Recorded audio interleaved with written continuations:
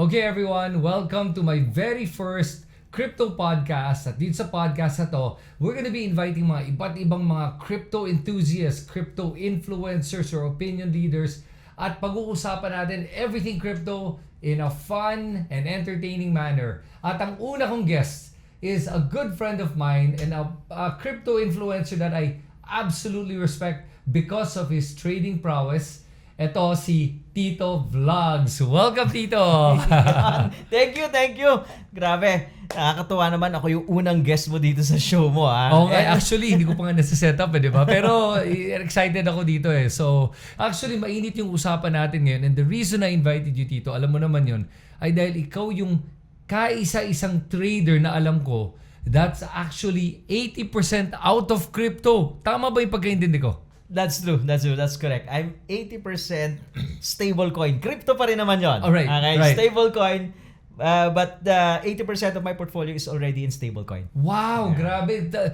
That's so unusual kasi nga, whenever I talk to anyone and everyone, parang para sa akin, yung market na to hindi pa nagpi-peak. Pero anong sinasabi mo dito? Nag-peak na ba yung market according to you?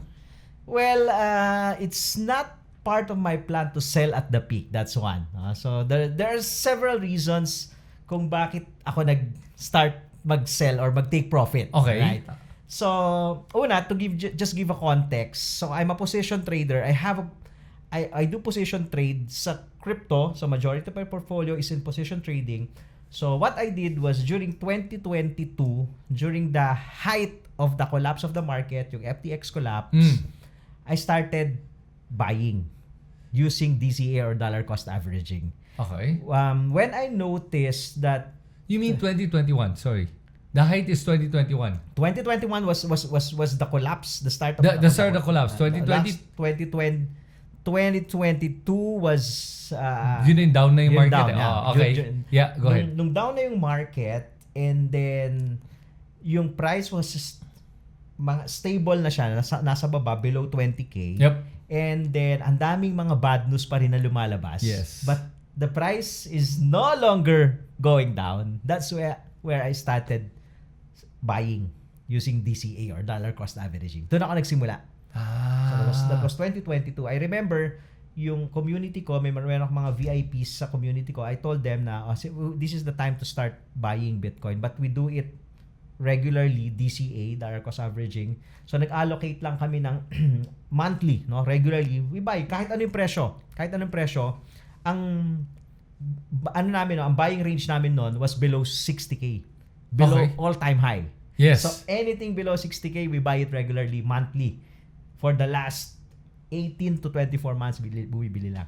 Wow, So yun okay. ang ginagawa namin. So, and then fast forward 2024 na-approve yung ETF Yes. ng Bitcoin. January 2024. January, that was from I think 30,000 to 60,000 Yes. by March, no? So nung we're still buying below 60,000. So nung umabot na siya ng 60,000, we stop buying na.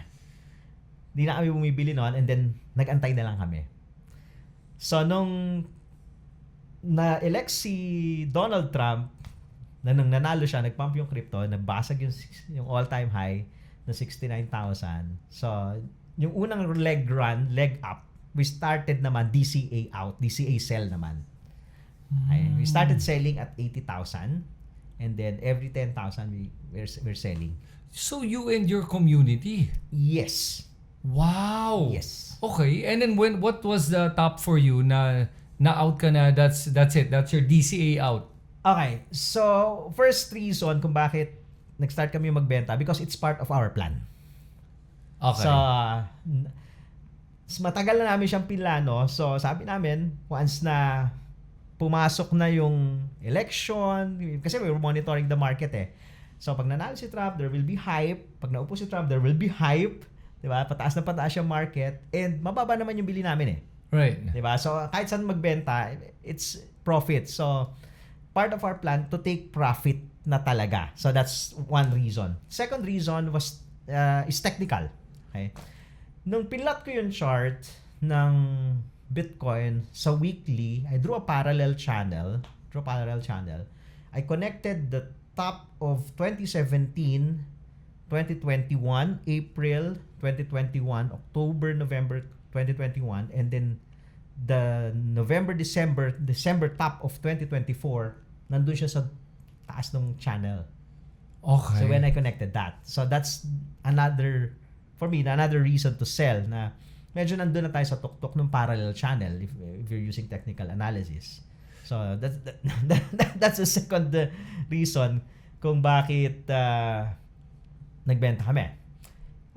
Third, ito lang yung recently mapapansin natin, yung news are ang daming good news talaga because the market is really anticipating a favorable policy, Donald Trump, a crypto president, there's a crypto SARS, so everybody, lahat, 'di ba, favorable na mangyayari sa US. But napansin ko din na yung market ayaw na umakyat. Kahit marami ng good news na lumalabas. Wow. Medyo hirap na siya umakyat.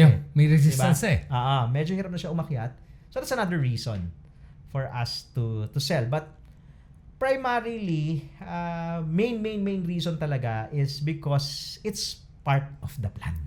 It's part of the plan. So in other words, it's just because pinlano niyo, alam na nyo, eto na yung presyong gusto nyo, okay na, happy na kayo, out na no matter what. Yes, no matter what. No matter what. No matter what. No matter what. So okay, so when you say no matter what, tanong ko lang so from this point on, kasi ako, naniniwala ako na hindi pa to yung top. Naniniwala ako, and I think maraming people in crypto na they think it's actually still gonna go up. I actually just did a video na sinasabi ko tingin ko abot pa to ng mga 250. O sabihin natin at the very lowest 150. So, ang sinasabi mo from today onwards, kahit na umakyat to ng 125, 130, 140, 150, let's say umabot ng 200, you're not going back in? Not at this time of the market. Not at this time of the market. Sorry, what do you mean not at this time of the market? Because if you understand yung cycle ng market, the 4-year cycle of the market, na simula nung na-create si Bitcoin, nandyan yung 4-year cycle. Right?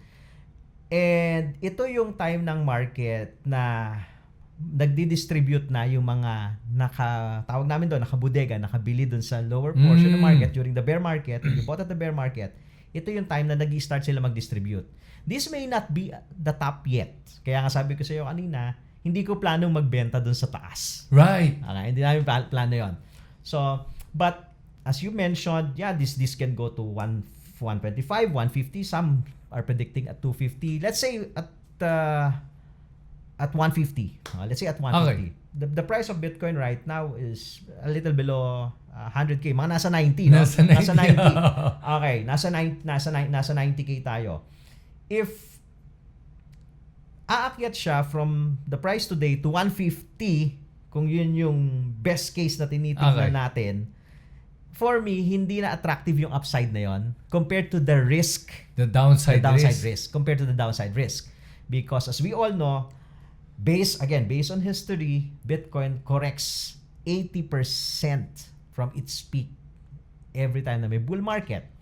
Every time na may bear market. So meaning to say, if our peak is around 108 or 110 or 120, you get the 80%, malalim yan. So, and another reason, so aside from the cycle, yung odd kasi, starting nung November, nung nag-pump na tayo, yung probability of the market going up and going down is 50-50. Okay? So when we reach the 105 level, 106 level, yung probability for me of the market going up 50%, probability going down is 50%. Compared nung when we started buying in 2022, the probability of going up is higher. Right. So if I will enter today with the probability of 50-50, hindi yan favorable sa akin eh. Yeah, that makes sense. Okay. So no matter what, ang maganda sa advice na binigay mo nga is, since alam mo nga that it could go up or down, 50-50 coin flip, wag na lang. Kasi it's not worth the risk versus the reward. Ang tanong ko sa'yo, what do you believe is the downside ba? Ano yung bottom na tinatakot mo kaya hindi ka na lang papasok? Kasi baka naman yung bottom na iniisip mo is only 70K. Or do you believe ba in that 80% drop pa rin? Given the fact na nakita naman natin yung 4-year cycle, medyo na-break yung trend eh. Because we hit past the all-time high before the halving. Yes. That's never happened. Yes. So, ang tanong ko sa'yo, don't you think na baka na-break na natin tong 4-year cycle na to at baka iba na this time and maybe we won't get the 60, 70, 80% drawdown that we were getting in the past? That's possible also, no? Na pwedeng hindi na malaki yung drawdown, pwedeng mga, let's say, 50% na lang, 40%. I don't know. Hindi ko din alam kung mangyayari yon or hindi. But hindi ako natatakot na kahit umakyat yung market eh. Diba? Because I can easily get back to the market if I see na merong reason for me para pumasok ulit. So even if I'll buy at 120, kung nakikita ko naman aakyat ng 300, 250, mas malaki yung upside ko, I can, di ba? Right. Di ba? Even if I sold at 80, 90, 100, I can buy it back at 120, 150. Pero kung nakikita ko na yung probability of it going up, the probability is on my favor, I can easily get back to the market. Wow, grabe yung disiplinang yun. That's insane. Because ako, mafo-FOMO ako eh. Yung alam ko na, naiiwan ako. I'll gamble. I'll do the coin flip. Bahala na para lang makapasok. And ikaw, sinasabi mo na wala ka na nung FOMO na yun. Malakas na siguro yung self-discipline ko because of my experiences sa market eh. Last cycle, maganda na yung kita ko sa market last cycle because I started buying below 20K. I started buying nung nag-dip yung Bitcoin at around $3,700 last cycle. And then all the way to 14,000 we started buying. So nung time na yon, ang sabi ko naman sa community, buy below 20K. The all-time high last cycle was 20K. Right. So I told my community, we buy below 20K. Okay, tama yung ginawa namin. We bought below 20K. We sold at nung nag-top ng 63, we started selling at 55 all the way pababa. Ang mali namin nun, ako personally, kaya hindi ko makakalimutan, is mabilis akong bumalik sa market. Hindi pa nagbo-bottom, pumasok ka na. Yes. Kasi nga, nandun pa yung FOMO eh. Yep. Oy, baka umakyat pa. Remember that nung October, November 2021, di ba? Ang daming mga altcoins na lumilipad. Actually, sa altcoins ako nadali. Hindi sa Bitcoin. Hindi sa Bitcoin. Kumita ka talaga sa Bitcoin. Malaking kinita mo. You went in at 3.5, 3.7. You rode it up to 20K. Ang laki nung kinita mo. Maganda yung gains ko sa Bitcoin eh. Kaya, yun nga lang, nung bumalik ako sa market, sa altcoins ko siya nilagay. During that time, ang dami, ultimate alt season. I don't know how to play it.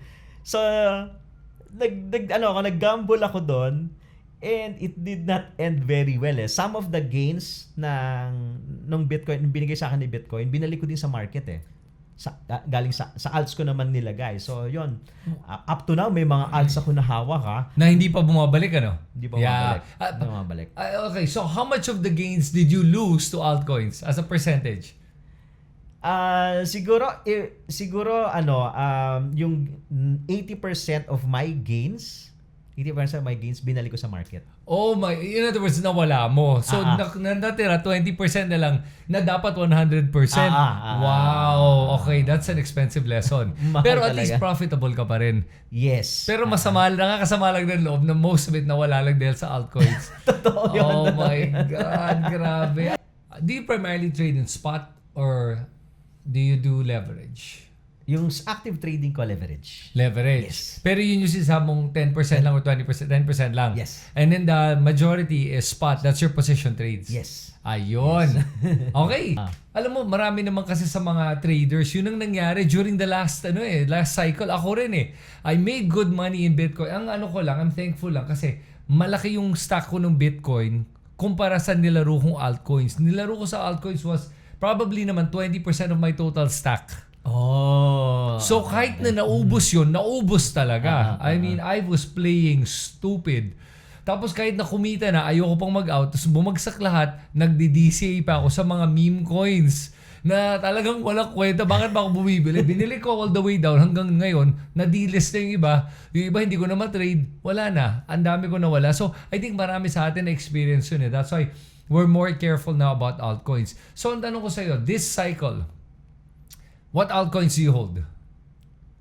I sold the majority of the altcoins ko but the one that gave me na best profit was Ondo and BGB.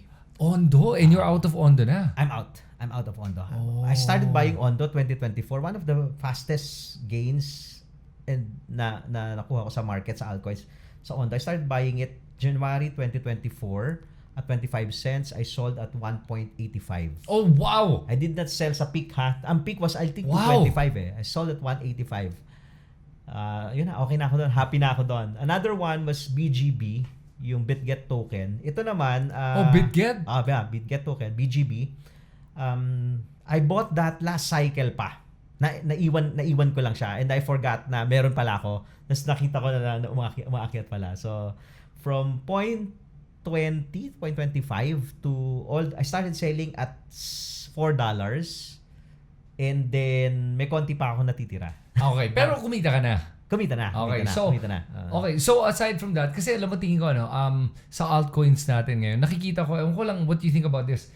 Parang ako, I'm trying to take out all my altcoins na as much as I can. Yung natitira na lang, yung mga pang moonshot natin. Yung may konti-konti na lang, pero actually yung mga yung binili ko higher than it is now. Bumaba na yung price. And I bought that, say, last quarter of last year. Pero ngayon, mas mababa na yung value. At napansin ko to, parang tuwing bumababa ang Bitcoin, altcoins are dropping so much lower. Today, as we're doing this video, I saw Ethereum go from 3,200 to 2,500. No. I think 2,000. Nag 2,000 ba ngayon? 20% down. Ethereum was 20% down. So nakikita ko and all the other altcoins were bleeding bad. Ito yung pinagkaiba. Pag yung mga altcoins nag-bleed pababa, Bitcoin recovers, altcoins do not. It's always down. Yung up niya, hindi kasing lakas. And then it keeps going down. So it's on a downward trend. Why do you think this is? Diluted kasi yung market cap ng altcoins eh. Last cycle, I think there was only 36 billion altcoins last cycle. And majority of these altcoins talagang lumipad. Grabe yung piyesta sa altcoins noon. Yun yung tinatawag nga nilang ultimate alt season last cycle eh. Yeah. So, halos lahat ng bibilin mo para kang genius. Kasi pag bili mo, akyat. Pag bili mo, akyat. Okay. 10x. Diba? So, kahit ano sakyan mo nun, lumilipad. Ngayon, majority inaantay talaga yung ultimate alt season na yan. But, ang tingin ko based on my observation, diluted yung market cap ng altcoins because ngayon, meron na tayong 300 million altcoins. Wait, I'm sorry. When you say 300 million, are you referring to 300 million coins? Different crypto projects? Yes.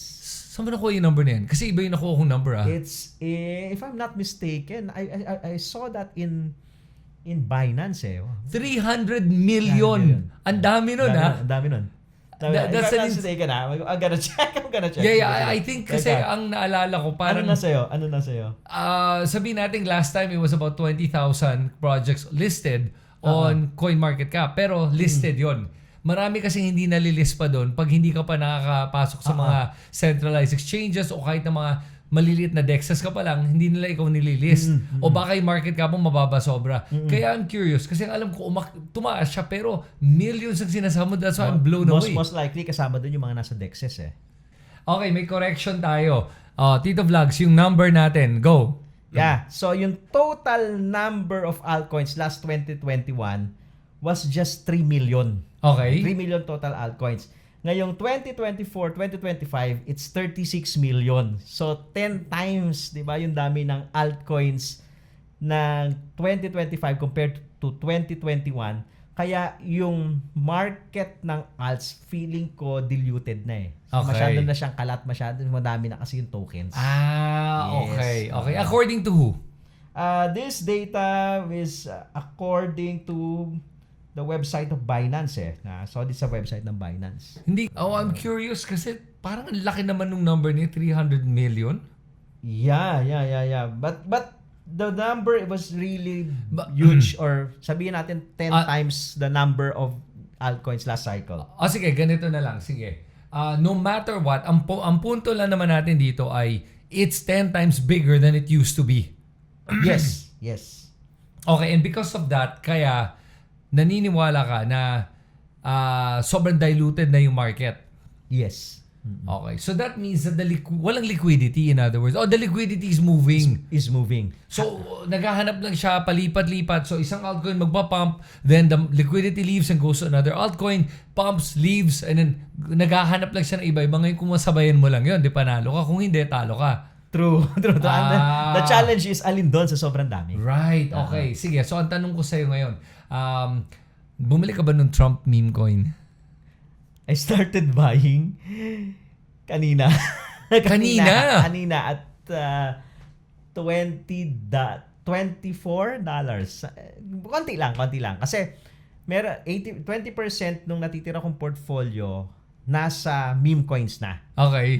Kasi I believe itong last part wag natin sabihin last part, itong part na to ng cycle, mas malaki yung upside doon sa mga small caps. Yes. Okay, sa mga third liners, pero mas malaki din yung risk. Yes. So my strategy is to play yung 20% dito sa mga high risk tokens.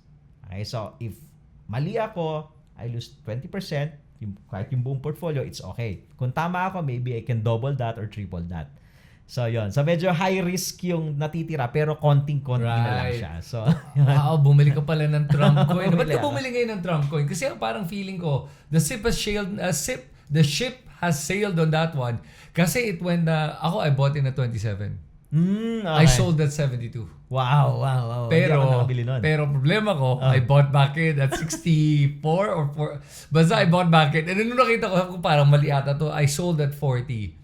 So, yung kita ko should have been astronomical. Laki nung nilagay. Stupid nga ako, tumaya ako malaki. I don't know why. Binenta ko na, pumasok pa ako ulit. So, siguro more than half of the profits nawala dahil lang doon sa pagbagsak. And then I was out at 40 na. Hindi na ako bumalik. I was like, God damn it! Kung hindi ako bumalik, ganda nung kita ko. Interesting doon, yung joke nga namin. Sobrang laki nung kinita ko noon. Nung araw na yon, sabi ko sa mga barkada ko, mga friends ko in crypto na kasama ko, sabi ko, okay guys, we made so much here, let's all go out, Mortons tayo, steak dinner.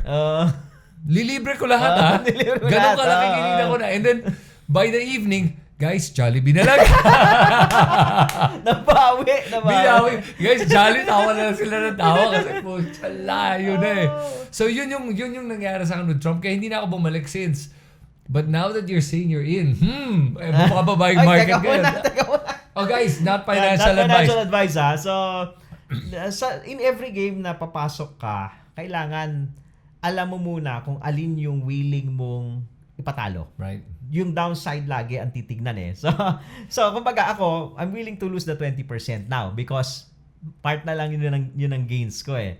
So if magkaiba tayo ng situation, let's say for example, your first time mo, 'di ba? You don't go all in sa mga ganitong klase ng tokens. And you mentioned kanina, 'di ba? Ito talaga yung meme coin na laro. Sa umaga paldo ka, sa gabi gutom ka na. At saka yun tama yung binigay mong advice eh. And I always tell everyone that asks me kung pwede ba sila bumili ng meme coin. Tatanungin ko sana, may Bitcoin ka ba? Ganun ako. May Bitcoin ka ba? Kung wala kang Bitcoin, huwag ka bumili ng altcoin. Kung may Bitcoin ka at it's, say, bumili ka 100,000 pesos ng Bitcoin, then pwede kang bumili ng altcoin, say, 10,000. Ayan, 10,000 lang. 5,000 to 10,000 on altcoins. Huwag kang bibili ng mas malaki dyan. Yun ang advice na binibigay ko sa mga tao. Kasi yun, kaya ko mas confident tayo to be able to go into altcoins kasi we can afford to lose it. Kasi nga, we already made our money on Bitcoin. So, yun yung pinagkaiba eh. True. Yung Bitcoin kasi, for me, it's like an insurance that whatever happens to the altcoins na tinaya mo, diba? Let's say, yun nga, 80% in Bitcoin ka, whatever happens dun sa ibang taya mo, kahit hindi yan kumita, malugi man yan, insured ka kay Bitcoin eh. Yes. Kaya niyang bawiin yun eh. Kaya niyang bawiin. Mabagal nga lang siya. Hindi siya ganun kalaki din yung upside niya compared to the other coins, pero you can sleep well at night. Pero Tito, you know when you say that, I'm insulted as a maxi. As a Bitcoin maxi to tell me it's slow at saka maliit yung upside. Come on, really? You're telling me slow on Bitcoin? Bitcoin just went from 15 to 100 in 2 years. Mabagal pa ba yun? When you compare it to Trump coin. Yeah. Which did that in 24 hours. Yes. Yeah, pero kasi 'di ba like kadalasan naman tayo kumpara natin to sa buong asset market natin, sa buong financial market. Bitcoin is still one of the best performers overall. That's true. Right? That's true. And in terms of safety and security on top of best performing, Bitcoin, I mean, risk reward natin, Bitcoin is on the top of the game eh. Yes. Diba? Ang laro sa Bitcoin is, for me you just have to understand the cycle. Okay. And if you have money you can afford to keep, yung pwede mong patulugin ng 4 years na hindi mo kailangan, di ba? Aralin mo lang yung cycle niya. Kasi bull and bear cycle, 4 years eh. Yep. Until proven otherwise. Sinasabi mo nga kanina na pwedeng nag-iba na yung cycle. Okay, so pwede pa rin yan. Probable pa rin nag-iba yung cycle. But for me, until proven na nag-iba na yung cycle, sige, I'll create another strategy.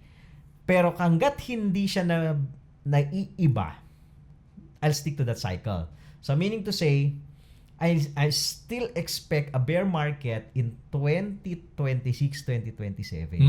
So that's where I will start deploying again my capital in Bitcoin. Okay, I agree on that part. Ang tanong ko sa iyo ngayon, in terms of the cycle being broken, do you think ba Bitcoin right now is beginning to be correlated or too correlated na to stocks? It's most likely it's the same correlation that we had last cycle eh. Really? Tingin mo same pa rin as last cycle? Remember, last cycle was primarily retail. Ngayon maraming institution. Ang iniisip ko lang kasi nung nakita ko yung movement ng stock market ngayon at ng Bitcoin, parang ang taas ng correlation nila. Yeah, last cycle is almost the same. Nung okay. nag-peak din ang S&P 500, nag-peak ang Nasdaq, nag-peak din ang Bitcoin. I see. Okay. Okay. Nag-collapse din yung, nag-crash din ang Nasdaq, S&P 500, nag-collapse din ang Bitcoin. So, the same correlation pa rin sila, but there are times lang na hindi minsan gumagalaw ang Bitcoin, pero nagko-collapse na yung S&P 500, or minsan sa Nasdaq siya correlated, minsan sa S&P, ganon. But, majority of the time, correlated talaga sila. Dahil sa economy, you have to understand na kasi ba't ba umaakyat yung presyo? Kasi may bumibili. Right. Ba't may bumibili? Kasi may pera yung tao. Yep. Diba? So, when the economy, the money flow, the money supply is tight, ibig sabihin, walang bibili ng any asset, stock, Bitcoin, or anything. Yep. No? Any investment. Uunahin muna, pambili ng bigas. Yep. Diba? So, yan yung effect nung inflation, yan yung effect nung high interest rate. So, lahat yan interconnected eh. Kasi, hindi naman naakyat yung presyo nang walang bibili. Yes. So, somebody is buying it, and majority of the time, yung bibili niyan, especially tayong mga retailers, bibili natin siya, may extra tayong pera. Diba? Hindi naman natin pambibili yung pamalengke natin. Diba? This cycle was a little different kasi nga you're saying na pumasok yung mga institutions. That's true. Okay? So, most likely, mag-a-allocate na yan slowly ng capital nila sa Bitcoin. Maybe 3 to 5% of their funds, they will allocate it slowly sa Bitcoin. But you also have to understand na syempre, yung price ng Bitcoin compared last cycle, today was really higher, di ba? So, nasa 20K lang yung start ng last cycle, yung binasag natin. Ngayon, nasa 100K na tayo. Yep. So, ibig sabihin, mas mabigat na siya. So, kahit na may mga institutions na papasok dyan, mabigat, di ba? Tutulak nila yan, pero dahan-dahan. Yes. Dahan-dahan. Okay. Okay, so tanong ko ngayon sa'yo.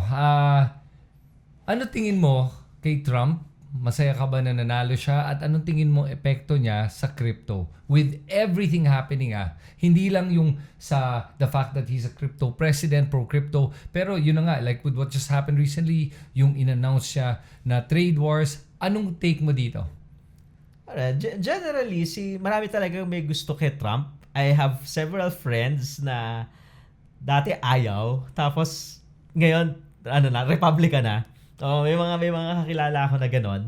And being in crypto na alam mo na supported ng Trump administration ng crypto, long-term positive yan. Okay, long-term positive. Ibig sabihin, mas mapapabilis yung mga gusto nating mangyari sa crypto because pro-crypto yung president. Again, long-term yung pinag-uusapan natin. Of course, in the immediate short term, nandyan pa rin yung volatility because immediate short term, ang pinag-uusapan natin dito, price action. May mga naglo-long, may mga nag-short, may kailangang i-liquidate. Diba? So, kaya nagiging volatile yung market sa immediate short term. Right?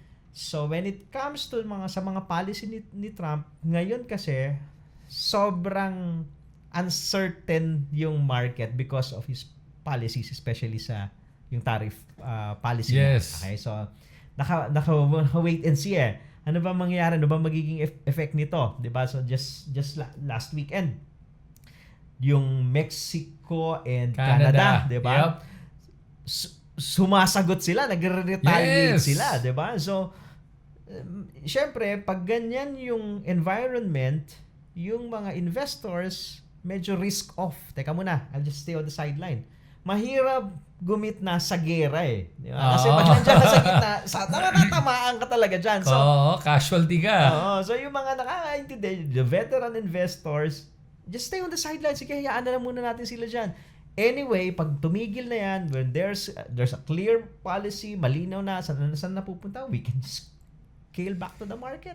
Okay, so ang sinasabi mo right now, because of this trade war that Trump is just starting, kakaumpisa lang na to a few days ago, that there's a lot of uncertainty right now. Actually, tingnan may negative effect yan sa buong ekonomiya. Global economy is gonna be affected by this eh. Yun ang takot ko. And could it be that black swan event ito si Trump? In that sense na, crypto president, but all his policies are actually against everyone else. Protecting only the US, that it could send global markets to a certain financial doom, at least on the next year or two. We haven't had the Great Depression or the Great Reset in a while. Yun ang kinatatakutan ko ngayon. Is that a possibility at this point? That's a possibility. Not just because dun sa mga tariff ni Trump, no. There are indications na pwede mong tignan para masabi mo na, we're into recession. One of this is the inverted yield curve. You can Google it. The inverted yield curve is the interest rate of the 2-year treasury bonds, 2-year versus the 10-year. So, the last 7 recession was predicted by this inverted yield curve. So, meaning to say, yung inverted yield curve, yung 2 years interest rate mas mataas compared dun sa 10 years. Kasi normally, di ba, ang tamang market, pag mas matagal yung term, mas mataas yung interest rate. Pag mababa yung term mo, pag short yung term mo, mas mababa dapat yung interest rate. But this one is different. Baliktad. Yung shorter term, mas mataas yung interest rate than the longer term. Right? So that's the inverted yield curve. Yes. So it predicted the last 7 recession. Nag-invert siya last year, I think, mga early last year, nag-invert. Okay? And then usually, recession happens when it uninverts, pag bumaliktad na siya. Okay? And bumaliktad na siya last quarter ng 2024.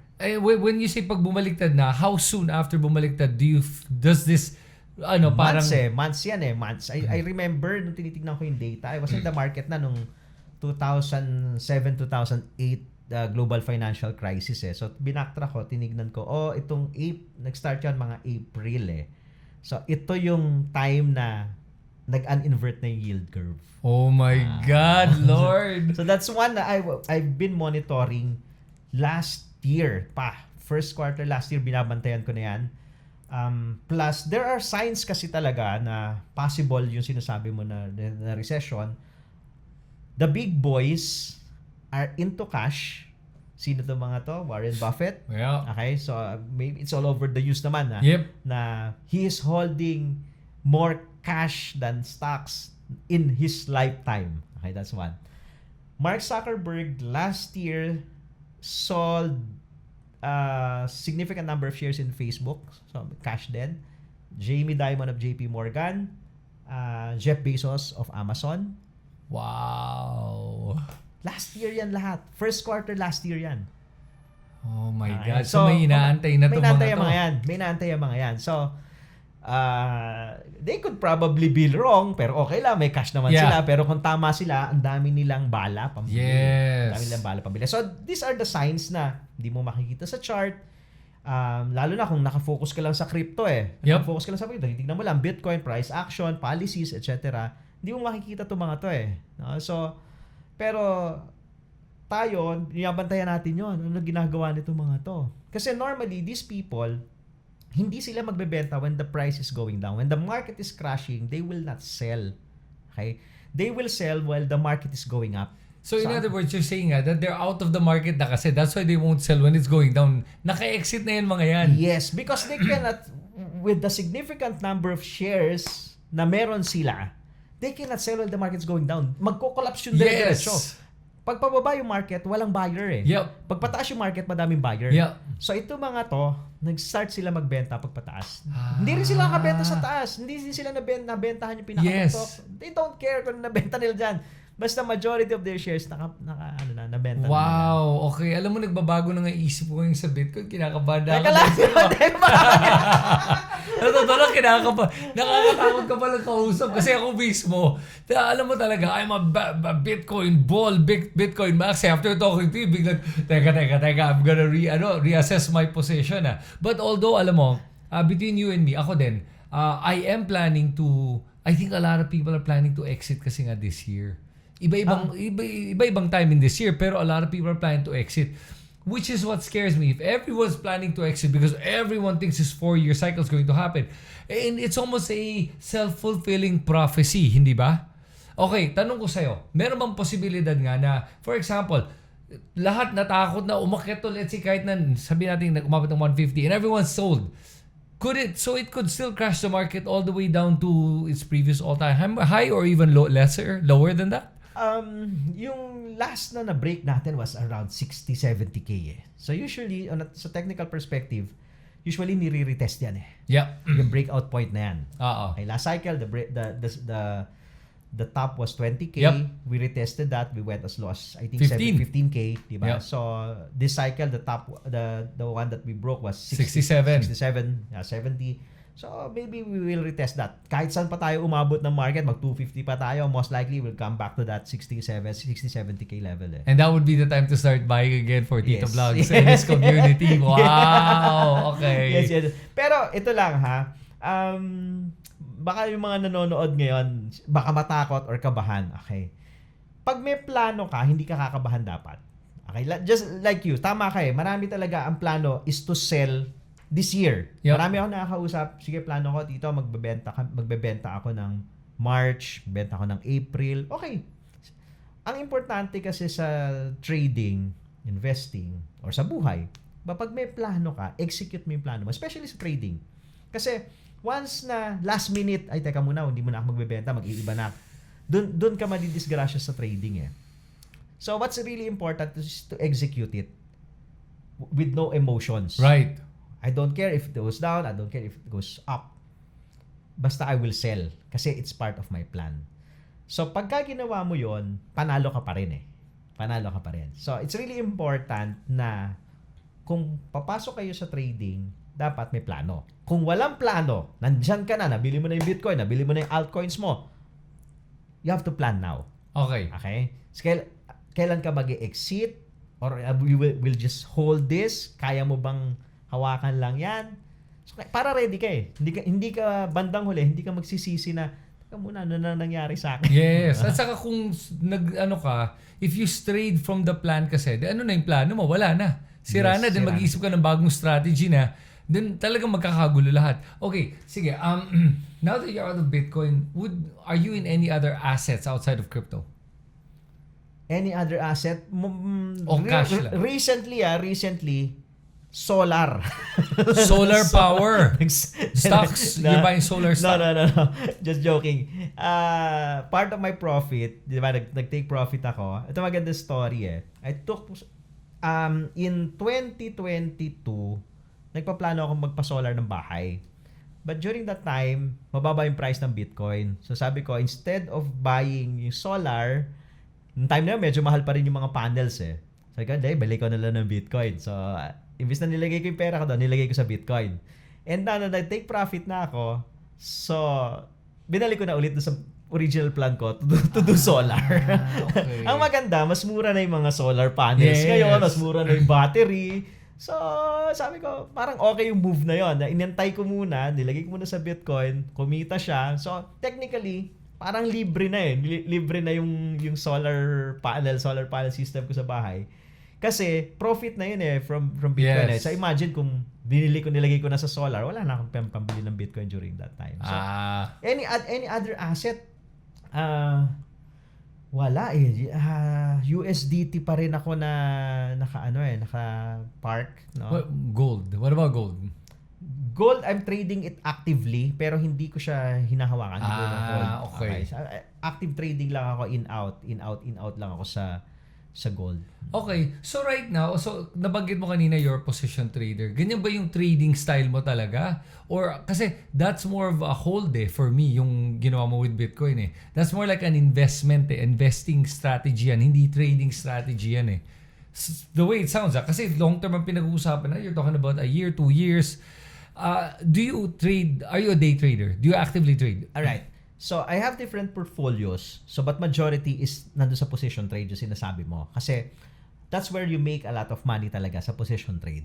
Right? So, meaning you just understand yung market cycle. So, for me, yun talaga. Pag every time nakakausapin nyo ako, I will just tell you market cycle. Yan lang aaralin mo kasi sa Bitcoin eh. The 4-year market cycle of Bitcoin. It could be it could be broken. I don't know. Right. But I'm just focused on that, on the 4-year market cycle of Bitcoin. So, majority nandun, position trade.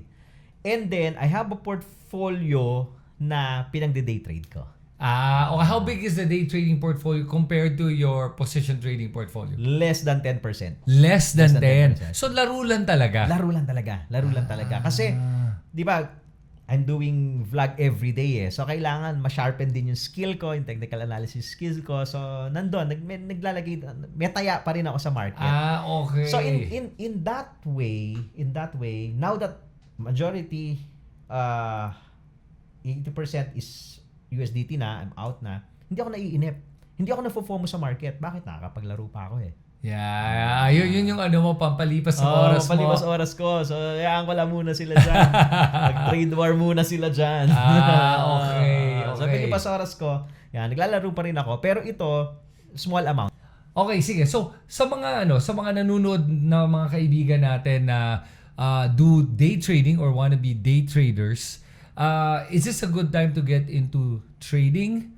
Or what do you suggest? O kaya let me add this. Paano kung may mga gustong mag-invest ngayon sa Bitcoin? Is this a good time to start investing? What's your recommendation? Alright. So, 2 things. Kung investing, position trading, for me, this is not a good time to start. Okay? The best time to start is when Bitcoin corrects. Okay? Kung bear market man yan, so doon ka mag-start. Okay? When everybody doesn't want to buy Bitcoin, you start buying it as a position trader. Okay. Kung lahat sila natatakot na, okay, you start buying na. Okay. Start buying. When the price doesn't go down, pagka may bad news, hindi na bumababa yung price, then you start your DCA na. Okay, so but not now. Okay. For day trading naman, anytime is a good time to start day trading. The key in day trading is you have to have a trading system. Kailangan may sistema kang sinusunod. Kasi yung day trading, masyado siyang highly intense, tapos punong-puno ng emosyon yun eh. So kung wala kang sistema, you just go in and out, most likely we will overtrade, panalo ka sa umaga, talo ka sa gabi. Ramdam ko yan. yan. Tapos, most likely, mafo-FOMO ka. Yep. Okay? And magpapanik ka pagka bumababa. But if you have a system, not a perfect one, walang perfect na system, pero may system ka na merong rules of entry and exit. Yep. Okay? So, yun lang yung susundin mo. Pag may nakita kang setup, tawag natin doon setup eh. Pag may nakita kang setup, entry, pasok. No questions asked. Sige, pasok ako. Okay? Pag wala kang nakita setup, kahit ano pa yan, bumabagsak kanina, walang setup, you don't buy. Yep. Okay? Doon ka magiging disiplinado pagka meron kang sistemang sinusunod. And doon ka tatagal sa trading. Kasi pagka ang na-develop mo dito is yung strategy na bara-bara, di ba? Pasok lang, nagdidip, sige, buy ako, di ba? So, matsatsambahan mo yun na makakabay ka sa dip, aakyat, feeling mo, ang galing-galing mo, you're a genius, you're a superhero, pero yung susunod na dip yun. Diba? Hindi siya sustainable So, day trading requires a trading system talaga. Kailangan may malinaw kang sistema. Okay. So, ano yung, is like, if you could give a tip, sige, a basic tip lang for somebody who wants to get into day trading. And let's say, amount? Meron ka bang mabibigay na ganun? Amount. Ako kasi less than 10% of my overall portfolio. Okay. So magkakaiba naman tayo siguro kung iba yung portfolio nyo. But wala siya sa amount Kasi making money in the market requires skill. So you have to develop that skill. So hindi ka kikita dito consistently, especially if you want to do day trading, if you don't have that skill. So yung skill na yun, ang kagandahan dito sa trading, does not require big capital para ma-develop mo yung skill Kasi you can open a demo account. You can start using a small amount of money, di ba? Para ma-feel mo lang yung market, ma-test mo yung system mo. Pwede yan Pagka confident ka na, slowly you can scale. Magdagdag ka ng konti, magdagdag ka. So ganun siya Para maging sustainable and profitable ka, kailangan mo yung skill. Yeah. And yung skill, hindi siya overnight, nandyan na siya Kung pwede nga lang yun, di ba? Parang i-download mo lang, install mo sa utak mo, magaling ka ng trader. Okay na sana tayo. But it's not It requires experience talaga na dadanasin mo yung mga pains sa market So once na magawa mo yon and consistently maging profitable ka, pwede ka na magdagdag. So it doesn't require big capital talaga. Yun ang maganda sa trading. Hindi kailangan na may maganda akong computer, hindi kailangan yun. Yeah. Kahit mobile phone lang Mobile phone, pwede. Ikaw ba nag-trade ka sa mobile phone? Mobile phone. Mobile Majority of the time. Alam mo, hirap ako sa mobile phone. Kasi gusto ko makita yung buong chart. So, I only trade on my computer. Okay. Oo, sa phone, pag kailangan ko lang mag-close o mag-ano ng position. Pero kung kailangan ko talaga tignan sa computer before I decide on anything. Bibigyan kita ng tip. Ano? Eto, pakita ko sa iyo yung phone ko. Ay, yun! Ayan, tingnan nyo. Ayan. Pakita mo sa page. Tingnan mo. Ayan. Oh my God! So, dito ka nagtitrade. Yun! So, ito yung gamit ko. Ang lapad ng chart. So, kita mo siya. Parang may tablet at computer na. Ay, yes. nako. So, nandito siya. Do your chart. Alam mo, dahil sa sinabi mo ngayon, nga naman, bakit ako nagsasuffer with this tiny phone? Bili mo na yung phone, buksan mo na, and then you can trade anywhere na. Hindi ko na kailangan open pa yung laptop ko sa gitna. Like, sometimes, let's say, I'm at the airport, or, may magandang wala akong ginagawa, trade mo na, kailangan ko pa buksan ang laptop, magde-trade. Pwede na, tama. Dito. Yes. Okay, good. Good, okay. So, ayan. Yung foldable phone, ang dami na ngayon sa market nito di ba? So, eto very useful sa mga active traders. Hindi ka ba nadidistract yung sa guhit sa gitna? I mean, yung parang may fold ng konti. Hindi mo na nakikita, no? Hindi siya nakikita. Sa bagay, no? Nasanay ka na pag hindi mo na mapapansin. Hindi siya nakikita. Ay, nako. Shucks, mapapabili natin yan. Yan yung Samsung, No, this one is Honor. Oy, shout out Honor Joe P. Yan. Wow, Honor. pakita nga. This one is parang Honor. ganda nung pagkagawa. Very thin. At saka walang yung butas in the middle. Yung alam mo yung parang hindi eksaktong pagsara. Yes. Nako, sponsored ba to? Baka naman. Honor. Wow, ang ganda niya. This is nice. This is the thinnest na foldable phone. Kaya nga nagtaka ako nung tinignan ko, alam ko hindi Samsung kasi nga parang nipis. Parang nipis yan for Samsung pero ang ganda Mapapabili ako niyan, Tito Grabe ka. Ako naman na ko sa'yo. Mapapagastos ako Okay, lastly, siguro gusto ko lang pag-usapan din natin ngayon. Yung ano ba sa tingin mo sa crypto market sa Pilipinas naman? Where are we in the Philippines? Ano tingin mo sa mga projects? Meron ba mga crypto projects here in the Philippines that you're aware of? At totoo ba yung naririnig ko nga na sa Philippines, karamihan ng mga crypto peeps natin dito ay not in Bitcoin. Karamihan are in altcoins. Anong mga take mo sa crypto in the Philippines? Yeah, ang maganda sa mga Filipinos, talagang they are willing to explore cryptocurrencies And tama ka, marami ang nasa altcoins kasi marami ang nag-aabang ng mga airdrops. So ito yung mga free na altcoins, they will just do task in different Discord communities, etc. So maganda yon na entry sa crypto. Alright? So pag natuto na sila, yung iba dyan nagte-trade na, yung iba pa, mas natuto pa, bumibili na ng Bitcoin. Alright? So kaya totoo yon na marami talaga ang nagsisimula sa crypto, ang pasok nila altcoins. Marami din ang nagsisimula meme coin kagad. Right. Ang gusto naman kasi nila, kasi nga, nakwentuhan na, oy, itong coin na to, o yung Trump token, ganito, inakyat, 10x, 20x, di ba? So, hinahabol kasi talaga nila is yung gain, yung malaking gain. Okay? Without really understanding na, syempre, malaki din yung risk nun. Pero papasok pa rin sila.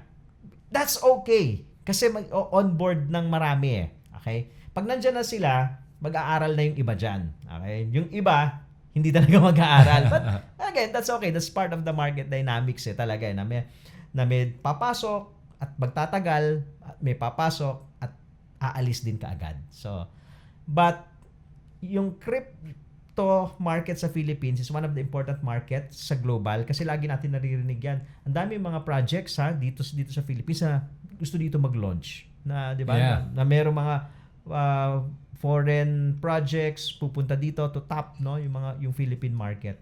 Kasi nakikita nila in terms of number of users, marami talaga tayo. Ang wala tayo, volume. I was gonna say, kasi kahit maraming users, maliliit tingi-tingi eh. Diba? Hindi yung sa ibang bansa, pag may pumasok, mga whales yan eh. Mga milyon-milyon ng mga pinapasok ng mga yan eh, diba? Okay, so, also I wanted to ask you, in terms of stablecoin, you said nga you're primarily in USDT. May fear ka ba na baka may mangyari sa USDT? Especially now with the US starting to really parang wanting to bring everything into the United States, baka may issue sila with Tether at they might create their own. Anong take mo dyan sa stablecoin? Alright. USDT, USDC, yung stablecoin ko. Anything can happen eh. Pwede talaga yun, yung iniisip mo. Kasi pag some of the exchanges nga na naka-acquire ng MiCA license sa Europe, delisted already USDT. Yes. Okay, so that's something na binabantayan ko din. So in the event na teka, hindi na pwede to. You just switch it to USDC. Yeah. Because that's US eh. That's US. Meron ka din yung Ripple, the stablecoin. So, pwede rin yun. Ang daming options eh. Okay. At ang maganda, ang bilis mo lang nang gawin talaga yan lahat sa exchange eh. Yep. So, hindi ka kakabahan na kahit na naka-USDT ako ngayon, if something really bad happens, so I can really easily switch it eh. In the middle of the night, pwede mong gawin, di ba? Oo. Pwede mo siyang gawin eh. Bakit hindi mo i-convert to pesos? Pag kinonvert ko kasi siya sa peso, pag bibili ako, convert ko sa USDT.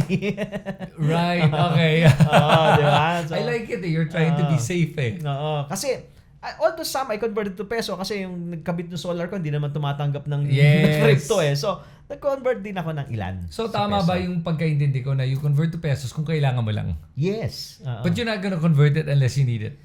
Kasi I have a plan for it eh. Okay. Diba? I have to plan to buy back eh. So, pagka ginonvert ko siya sa peso, babalik ko lang ulit sa kanya. So, medyo matrabaho siya eh. Matrabaho siya pagka ganun eh. Yeah. So, might as well park it sa stablecoin. Ang maganda rin kasi sa mga exchanges at in ibang protocols, meron silang parang tawag nila earn, no? Kahit yung simple earn lang, di ba? Medyo maganda na rin yung return eh. Oh my God, USDT, I was getting 12%.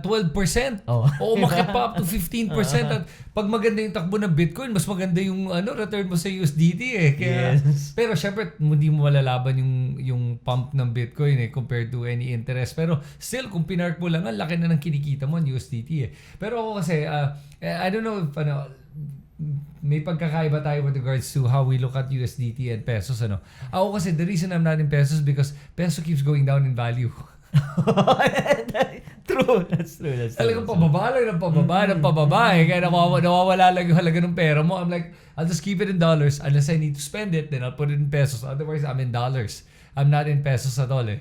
Yeah, do you remember that when we were buying nung last cycle, 2020, 2020, 2021, magkano yung exchange rate nun? Magkano? Wow, 2021? 50 lang ata nun. Yeah, 48, 49, 50, di ba? Mahal na yung 50. Yeah, mahal na yung 50. Di ba? Yeah. Mahal na yung 50. So, ngayon, it's 57, 58. 58. Can you So, dun pa lang. Dun pa lang. Talo ka na. Kaya ako talaga dollars lang ako. If not Bitcoin, it's dollars. That's it eh. And I'm talking about crypto dollars, not the regular dollars. Kasi nung hindi ko na kwento to sa'yo, no, meron akong US dollars na dineposit ko sa bangko. US dollars ha. Anong ba sinabi sa akin? Sir, thank you for depositing. You have to wait 15 days before you can touch this. 15 days! 15 working days! 3 weeks! I'm like, wow, grabe, ang tagal. Bago ko pwedeng galawin yung pera, I'm like, wow, talaga walang kwenta tong banking system na to. Kaya, I am so glad to be in crypto and not in the banking system. So anyway, okay, with that, thank you so much Tito Vlogs, aka Gilbert, Tito G. At dami kong natuto sa'yo today. And sa mga nanonood, guys, ingat lang kayo and remember na please do your own research. And what you're getting from Tito Vlogs is his experience, his perspective, and don't consider it financial advice like we always say. And Tito, do you have any last words for all our viewers? You can talk to the camera. Yan. Yeah, so last words sa mga nanonood ngayon, be careful. Yung part ng market na to, dito yung maraming nasasaktan, especially yung mga first-timers sa crypto. Okay. No? So, you don't want to be left holding the bag.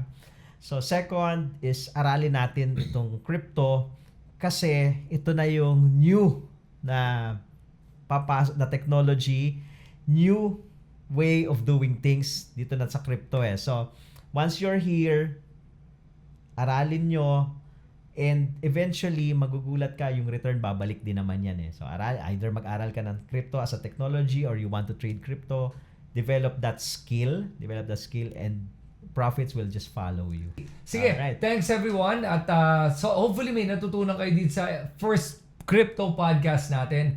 And if you like this kind of content, don't forget to subscribe to my YouTube channel and Tito Vlogs YouTube channel mo. Yeah, TitoVlogs.crypto. Follow nyo ako sa YouTube, sa TikTok, TitoVlogs.crypto, sa Facebook din, TitoVlogs77. Ayan. Sa X. Yan. Okay, salamat sa inyo lahat. At hopefully you enjoy this and we'll see you guys on the next podcast. Alright.